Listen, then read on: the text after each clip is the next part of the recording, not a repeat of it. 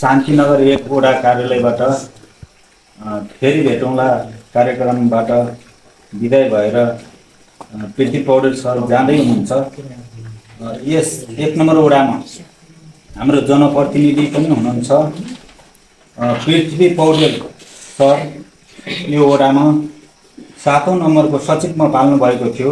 1 नम्बरमा शिव केसी, 2 नम्बरमा नन्दलाल पाण्डे, 3 नम्बरमा गेन्द्र पाण्डे, 4 नम्बरमा घनश्याम ओली, 5 नम्बरमा केशव केसी र 6 नम्बरमा पृथ्वी पौडेल हुनुहुन्थ्यो भने 7 नम्बरमा अक्षय केसी सर आउनुभएको छ।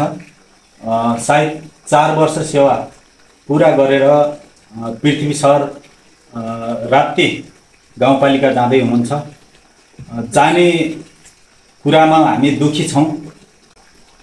यहाँ अहिले पनि फेरि पनि अक्षय सर शान्तिनगर गाउँपालिकामा कार्यरत स्वास्थ्य शाखाको सर नै हो, उहाँ डाक्टर नै हो। तर उहाँ केही समय अगाडि 1 वर्ष अगाडि चिराघाटमा हुनुहुन्थ्यो, फेरि उहाँलाई 5 नम्बर सरुवा भयो, फेरि अहिले 1 नम्बर आउनु भएको छ। उहाँ सचिव मात्रै नभएर तल स्वास्थ्यमा कुनै बेला तालिम बैठक उहाँहरू डाक्टरहरूको त्यो समस्या पर्यो भने उहाँ डाक्टर पनि हो। त्यसैले हामीले उहाँलाई गर्व नै मानेका छौँ। र अक्षय सरले के चाहिँ बुझिदिनु पर्ला भने शान्तिनगर गाउँपालिका पश्चिम दाङ कर्णालीको विगत वडा शान्तिनगर 1 हो। 7 7 8 9 वडा माथि सल्यान त्रिवेणी छोएका छन् र त्यहाँका सेवाग्राहीहरू आउने कम्तीमा बिहान हेऱ्यो भने यहाँ 10 11 बजे आइपुग्छन्। त्यसैले फोन चाहिँ रिसिभ गरिदिनु पर्छ र उहाँ टाढाबाट आएको सेवाग्राहीलाई पहिलो प्राथमिकता दिएर यहाँ नजिकैकोलाई बरु पछाडि काम गरेर यस्तो चाँजो पाँजो मिलाउने पहिला पनि पृथ्वी सरले त्यसै गरेर अलिकति छोटी समयमा सबैको मनमा पस्न सफल भएको कुरा मैले जानकारी बनाए निवेदन गरेँ। अर्को कुरा एउटा यो नेपालमा जुनसुकै अवस्था र व्यवस्था आयो भने राजनीतिक रङ लाग्ने गर्छ। यो हाम्रो, यो पराई, यो आफन्त, यो टाढा भन्ने हुन्छ, त्यसो हामीले गर्न हुँदैन।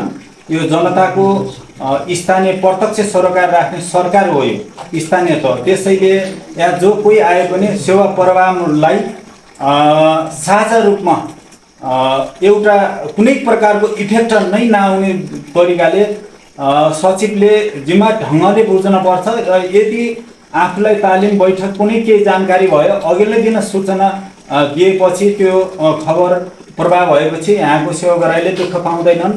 र अर्को कुरा यो वडा कस्तो रहेछ भने जनप्रतिनिधि भन्दा पनि कर्मचारी भएन भने साह्रै सेवाग्राहीहरूले दुःख पाउने रहेछ।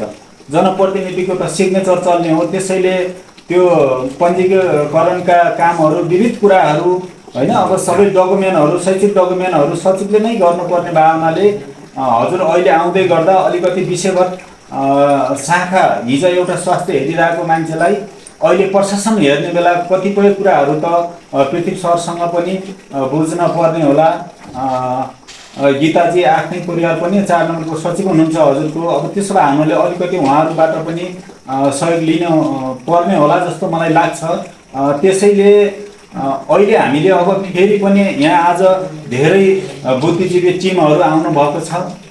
तपाईँलाई सचिवका रूपमा हामीले एक कार्यक्रमका बिचमा पनि परिचय बनायौँ र हामीलाई पटक पटक धेरै पटक सचिव फेर्न पनि अत्यन्तै लाज मर्दो हुने भावनाले तपाईँले हाम्रो जङ्गबहादुर वडा अध्यक्षज्यूको कार्यकाल सफल रहन्जेलसम्म र तपाईँलाई आफूलाई यो वडाबाट मैले सेवा दिनपर्छ भन्ने कुरा कुनै त्यस्तो बरुवा भएर जाने कुराहरूलाई त आफ्नो प्राथमिकता रहने कुरा भयो।